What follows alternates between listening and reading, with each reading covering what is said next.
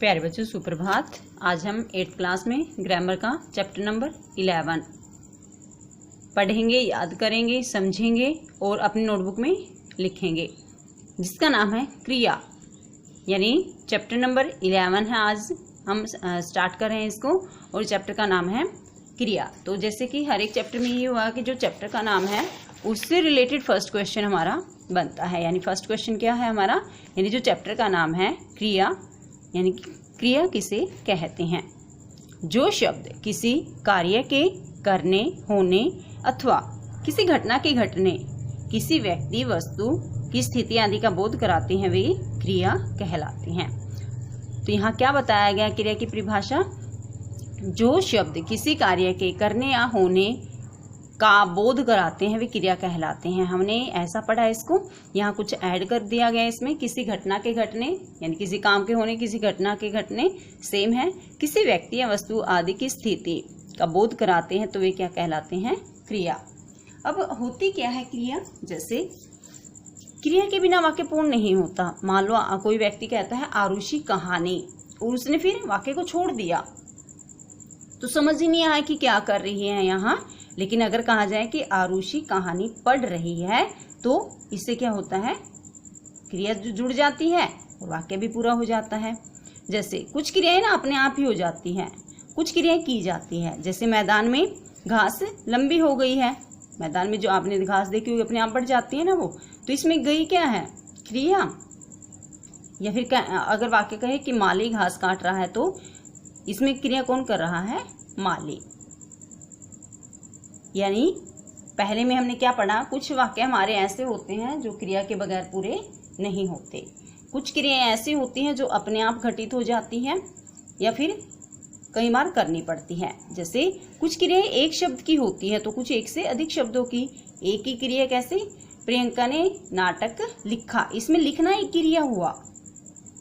लेकिन अगर कहा जाए कि प्रियंका नाटक लिख रही है, इसमें लिखना क्रिया अलग से है और रहना क्रिया अलग से है। तो इस तरह से कई बार एक वाक्य में दो दो क्रियाएं भी बन जाती हैं।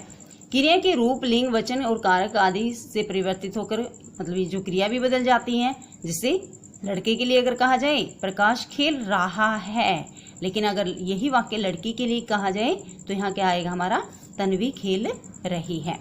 जैसे बच्चा दूध पी रहा है एक वचन में, तो बहुवचन में क्या आएगा, बच्चे दूध पी रहे हैं या बच्चे दूध पी रहे थे। काल के अनुसार बाग में झूला लगा है, एक वर्तमान में हो गया ये।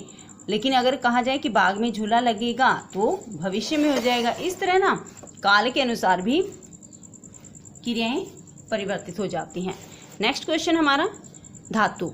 जैसे बच्चा माँ की बात सुन रहा है, तुम मेरी बात सुन रहे हो या नहीं, तुम गाना सुन रहे हो। तो इन्हीं में इन सभी में देखो ब्लू वर्ड क्या है, हमारा सुन। इन सभी वाक्यों में आए क्रियापदों में सुन क्या है, अंश का प्रयोग किया गया है।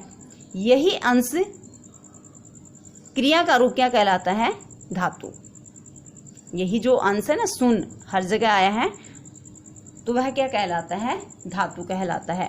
यानी कि क्रिया के मूल रूप का प्रयोग तू के साथ किया जाता है। जैसे तू देख, तू पढ़, तू लिख, तू दौड़, तू चढ़, तू कर, मतलब तू लगाकर हम जो एक क्रिया बोलते हैं ना, वह क्या मानी जाती है, धातु। अब इसके देखो भेद कैसे हैं। हम आज तक जो ये क्रियाएं पढ़ रहे हैं इनको यहाँ बहुत अच्छे से समझाया गया, धातु के भेद। धातु के निम्नलिखित 4 भेद। यानी अगर आपसे पूछा जाए कि धातु के कितने भेद होते हैं, 4 भेद। फर्स्ट, सामान्य धातु। देखो क्रिया की धातु में ना प्रत्यय जोड़ देने से क्रिया की क्या बन जाती है, सामान्य धातु बन जाती है। जैसे फॉर एग्जाम्पल क्या है, हम देखो हमने ऊपर क्या देखा कि इसमें जो धातु होती है वो सामान्य होती है, देख, चढ़, लिख। लेकिन अगर हम इनके साथ ना जोड़ देते हैं तो क्या बन जाती है, सामान्य धातु। जैसे देखो इन्होंने कहा, यहाँ बताया गया इन्होंने, लिखना, पढ़ना, चढ़ना, सोना, सुनना, चलना। यहाँ पर ये इन सभी में क्या किया है, इन सभी में ना साथ में ना प्रत्यय को जोड़ दिया गया है। ठीक है, अब देखो नेक्स्ट में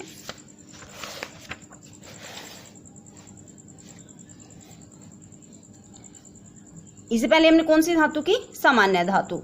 व्युत्पन्न धातु, व्युत्पन्न धातु कौन सी होती है? सामान्य धातुओं में प्रत्यय लगाने पर व्युत्पन्न धातुएं बनती है। यानी कि जब हमने अभी सामान्य धातुएं बनाई ना, ये बनाई थी हमने फर्स्ट पार्ट में, जब हम इनके साथ अन्य प्रत्यय लगा देते हैं तो क्या बन जाता है?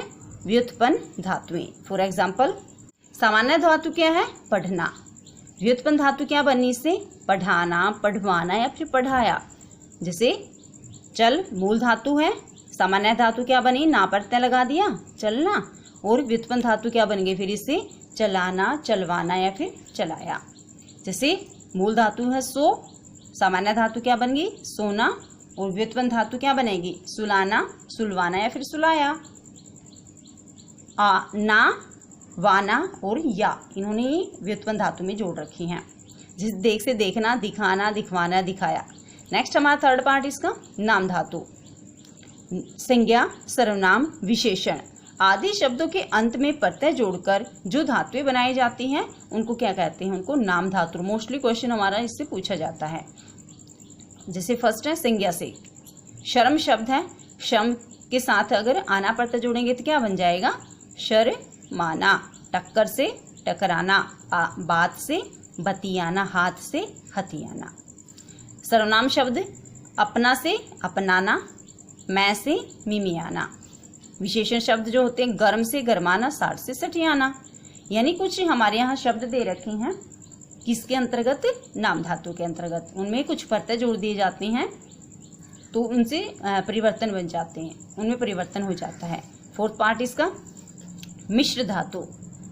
वे धातुएं जो संज्ञा, विशेषण या क्रिया विशेषण शब्दों के बाद करना, लेना, लगना, होना या फिर आना आदि लगाकर बनाई जाती है। यानी जो कुछ धातुएं हमारी ऐसी हैं जो संज्ञा में, सर्वनाम में, विशेषण इन शब्दों के बाद लगती हैं और इनके साथ क्या जोड़ते हैं? कभी करना, कभी लेना, लगना, होना या फिर आना। फॉर एग्जाम्पल देखो, संज्ञा से कैसे होता है? बात करना, तो बात